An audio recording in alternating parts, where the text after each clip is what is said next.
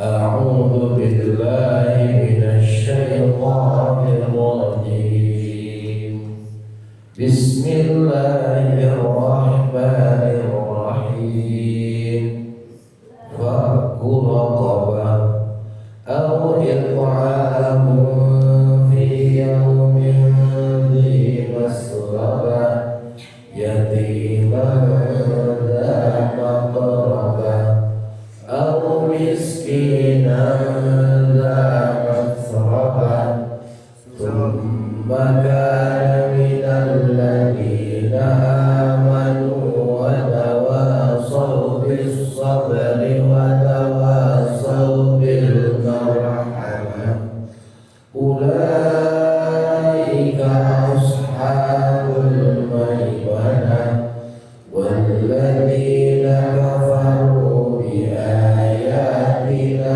هم أصحاب المشأمة عليهم نار مؤصدة.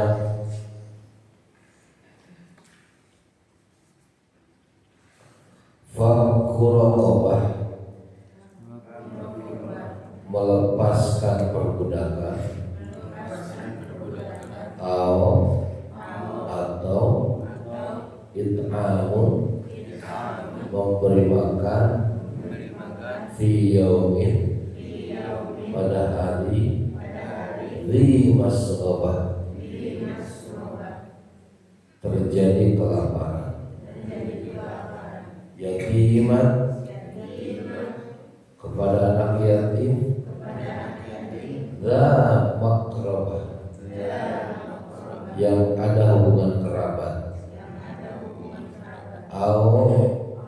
atau miskinan, orang miskin, dha maqrabah, yang sangat merana, thumma, kemudian, karena adalah minal ladina, termasuk orang-orang yang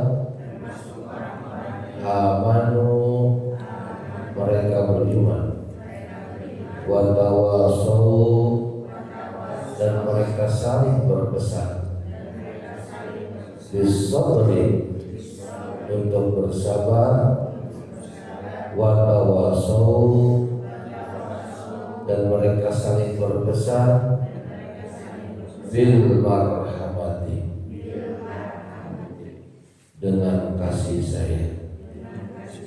Ulaika, mereka itulah ashabul maimanah, golongan kanan, walladzina, dan orang-orang yang kafaru, mereka kufur, bi ayatina, kepada ayat-ayat kami, hum, mereka adalah ashabul masy'amah, golongan kiri, alaihim, atas mereka, narun, api neraka, mu'sadatun, yang ditutup rapat.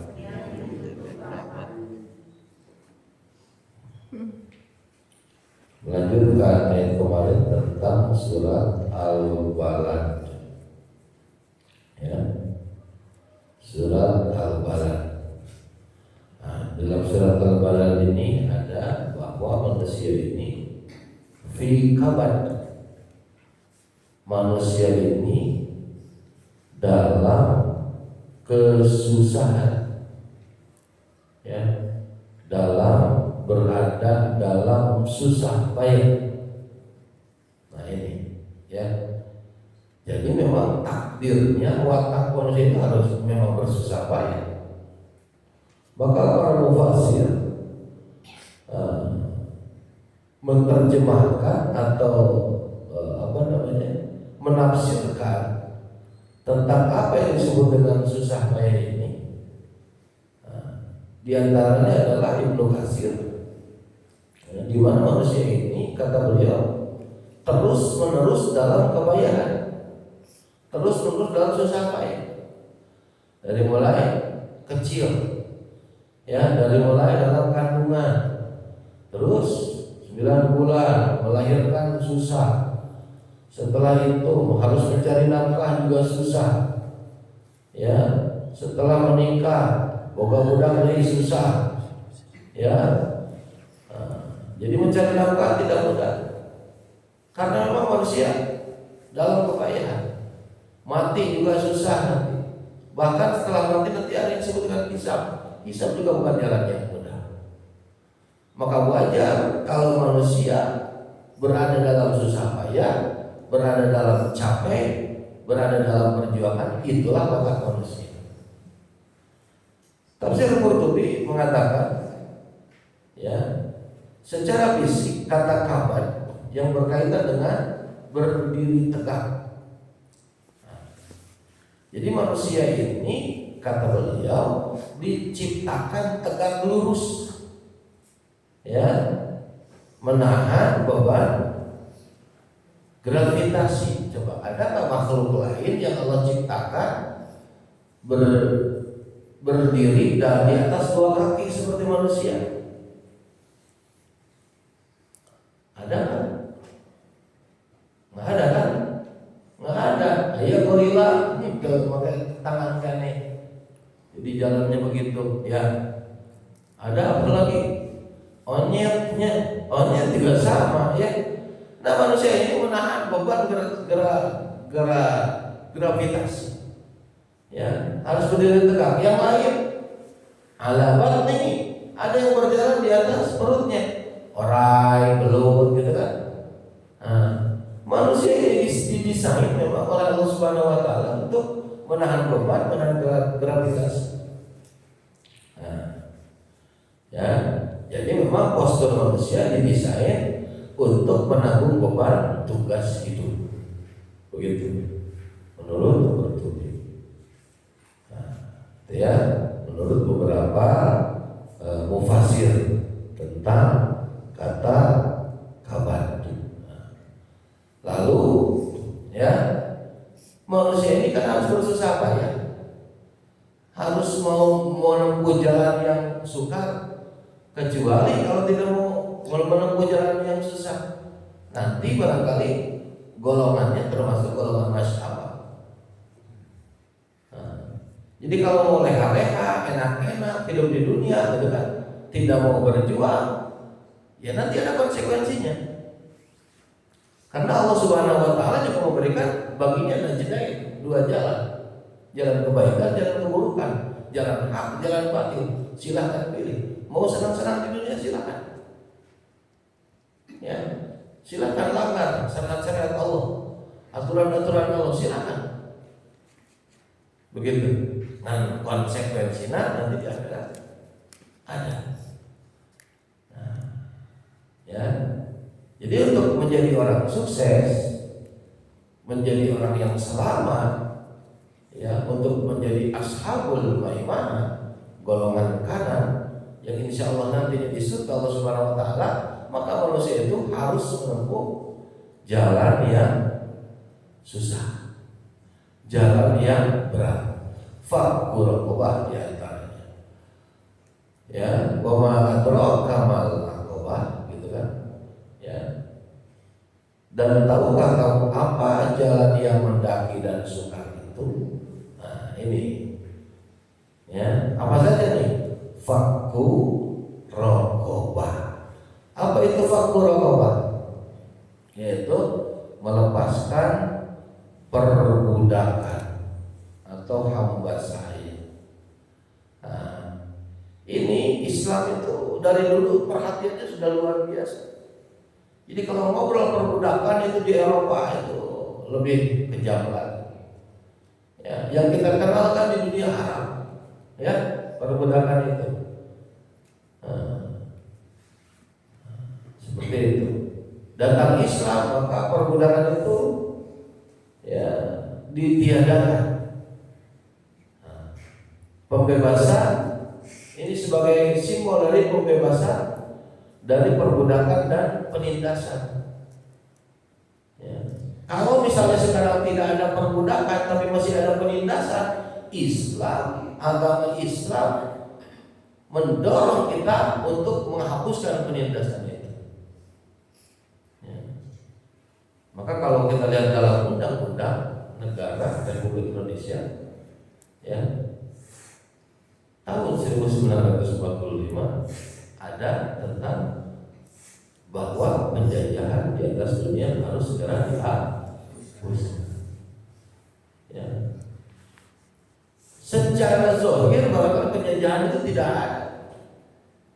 Ya. Tetapi secara terselubung justru terjadi penjajahan itu. Bagaimana caranya orang miskin tetap miskin, itu dimiskinkan dan dibodohkan. Itu secara sistematis dibikin. Ulah jangan pintar, beredahan we, cukup sarua we. Ya, beredahan.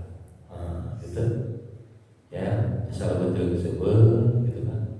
Seperti itu. Ya, kan berantam. Nah begitu. Ya, ada yang memang sengaja dimiskinkan. Ya, bahkan dibikin bodoh.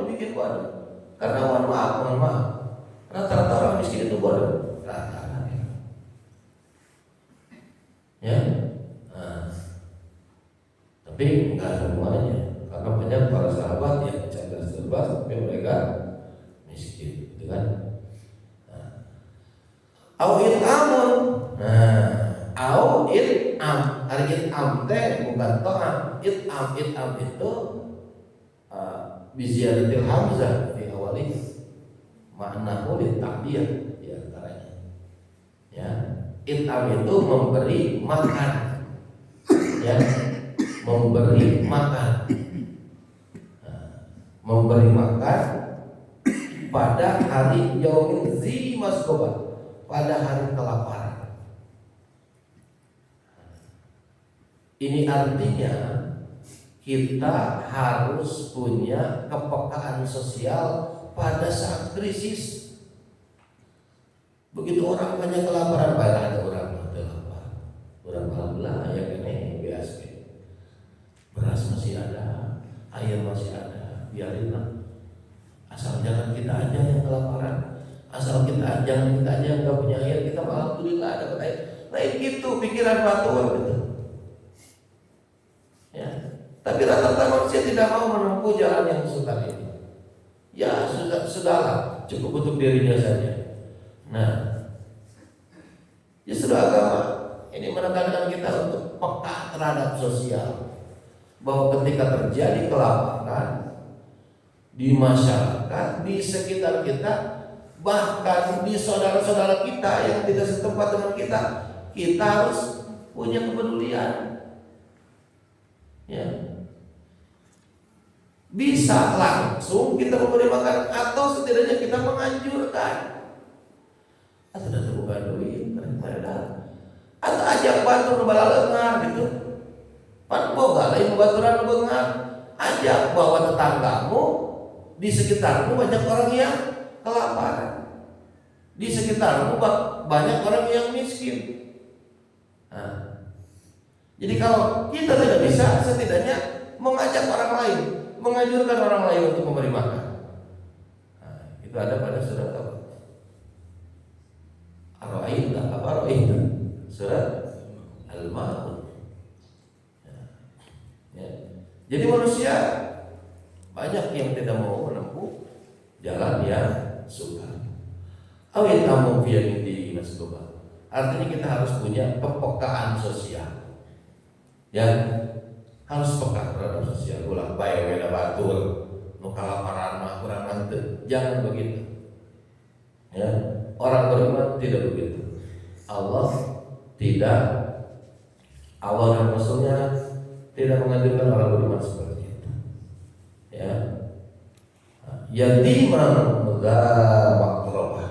Ya, baik ya menyantuni anak yatim dan orang miskin. Ini biasanya termasuk kelompok-kelompok yang rentan. Ya, maka ayat paribasa hadal faqru yakuna kufur. Ya. Karena kefakiran, maka dia dekat dengan kekufuran. Ya. Hampir saja kefakiran itu membuat dia kufur.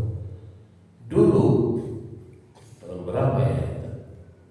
Ada penelitian ya tentang akidah di Indonesia ini, suku-suku yang ada di Indonesia diteliti ya, terutama mohon maaf kaum pinggiran, orang-orang miskin.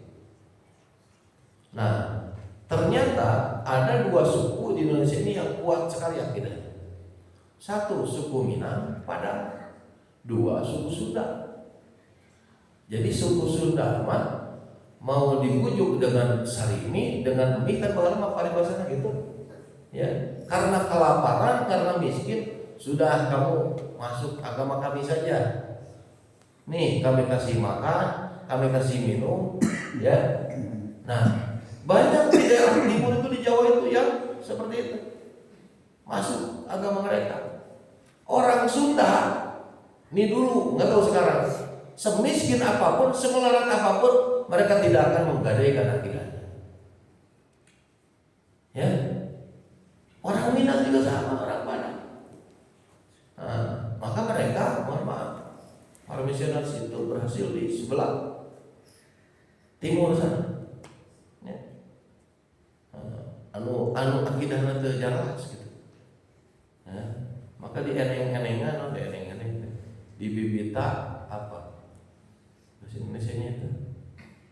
Ya, dibujuk dengan harta yang sangat sedikit sekali. Nah, itu bisa sampai menggadaikan akidahnya. Nah, ini biasanya kelompok rentan. Kenapa rentan? Ya karena hidupnya tidak stabil. Mau makan susah.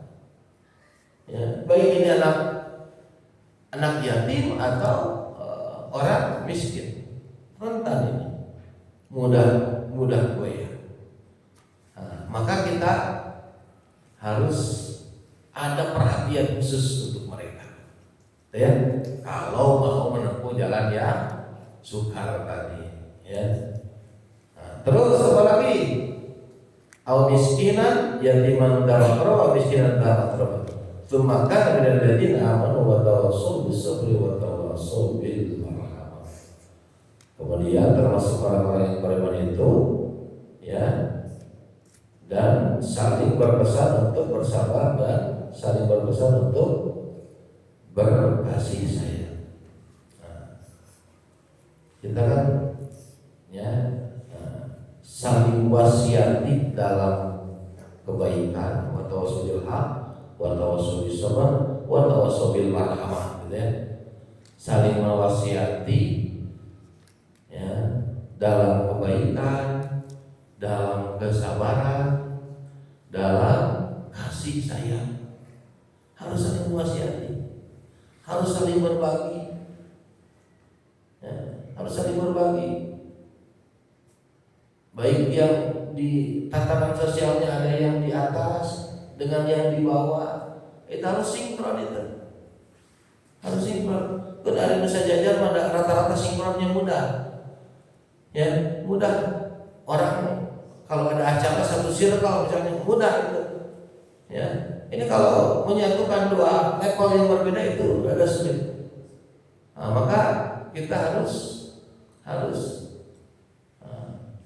berperan aktif, ya, berperan aktif, memberi wasiat, memberi pesan dalam kesabaran, dalam kasih sayang. Sabar, kehendak miskin mah tidak akan lama, gitu, ya, tidak akan lama. Bahkan Rasul saja berdoanya, Allahumma ahyini miskinan wa amitni miskinan wa hsyurni fi zumratil masakin.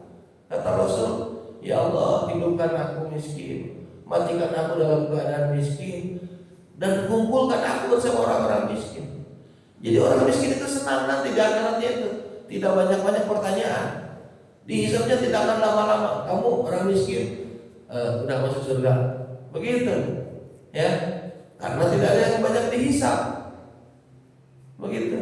masuk surganya duluan. Begitu. Kamu, wah, ya malah harta kela. Ya, ditanya dulu, ya, pekerjaannya, ya, hartanya. Aduh, ini banyak banget hartanya. Ini dari mana? Dipakai apa? Nah, itu harta. Kalau orang miskin, nah, maka harus saling berwasiat. Ya, diberi pesan, diberi nasihat, sabar. Ya. Termasuk sabar juga terus berada dalam kebaikan, melaksanakan perintah Allah. Sabar dalam melaksanakan perintah Allah. Sabar. Ya, ketika ada godaan-godaan, hati-hati, itu larangan-larangan dari Allah. Kita harus sabar. Jangan sampai terjerumus. Sabar yang terakhir, sabar ketika diberi ujian hidup. Wa tawassaw bil arham, saling mewasiati dalam kasih sayang. Ya, bukan dalam keburukan saling mewasiati, saling memberikan pesan itu bukan dalam keburukan. Ayat taburan, ayo. Enggak begitu, ya. Subtaburan ayeuna. Usum begal sana di Bandung banyak di orang alhamdulillah jauh-jauh gitu ya. Ya. Seperti itu. Maka ini harus dipupuk, ditanam dalam diri kita tentang kepekaan-kepekaan sosial dan kita harus berperan aktif. Ulaika ashabul maimanah. Nah, mereka itu adalah golongan kanan. Ya. Golongan kanan itu nanti tempatnya itu adalah di surganya Allah Subhanahu wa taala. Ya. Walladzina kafaru bi ayatina hum ashabul masyam. Dan orang-orang yang kafir dengan ayat-ayat kami atau kepada ayat-ayat kami, mereka itu adalah golongan orang-orang kiri. Ya, golongan kiri.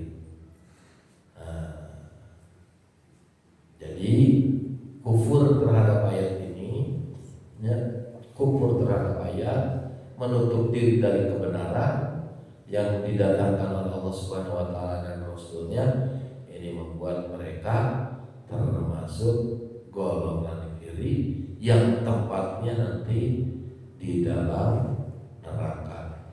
Alaihim naru muqsadah. Bagi mereka atau tempat mereka itu adalah di dalam neraka yang ditutup rapat. Ditutup rapat. Mulai ventilasian di neraka. Begitu. Ibu masuk kamar, udah masuk kamar tutup rapat, coba. Mulai ventilasian, enggak. Daya AC, diurang daya AC. Di neraka mau daya AC. Ya, tidak akan ada kipas angin. Kenapa ini nggak pakai apa namanya ventilasi ini? Ya, ventilasinya dari jendela, ya. Karena kita ini adalah tempat dingin, gitu. Ya, jadi di neraka itu nanti bisa dingin, bisa panas. Ya, alhamdulillah. Dan itu ditutup secara rapat. Ya, kesimpulannya, siapa golongan ahli kanan? Mereka adalah orang yang beriman, beramal soleh, peduli terhadap sesama, dan mau menempuh jalan yang suka. Ini tempatnya adalah di surganya Allah Subhanahu wa taala. Sedangkan golongan kiri, ashabul masyamah, golongan kiri, ya, itu adalah mereka yang mendustakan Allah, mendustakan ayat-ayat Allah, bukan mendustakan ayat-ayat Allah. Ya, jadi didustakan ayat-ayat Allah itu, firman-firman Allah itu didustakan. Seperti contohnya orang-orang Quraisy, kafir Quraisy banyak. Mereka bukan tidak percaya kepada Allah, bukan.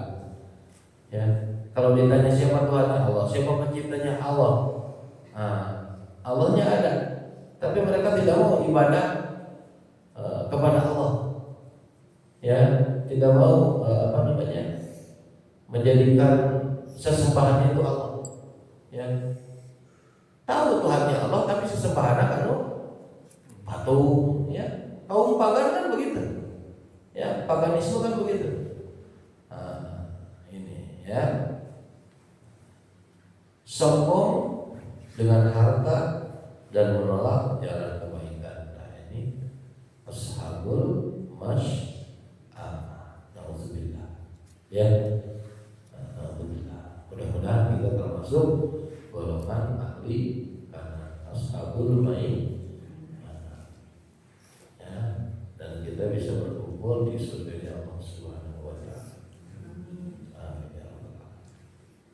Wallahu a'lam bishawab. Mudah-mudahan hikmahnya ada manfaatnya. Ya, mudah-mudahan kita terus mau ikut ambil bagian dalam kepedulian sosial. Setidaknya orang-orang yang terdekat dengan kita, syukur-syukur nanti ke yang lebih jauhnya lagi.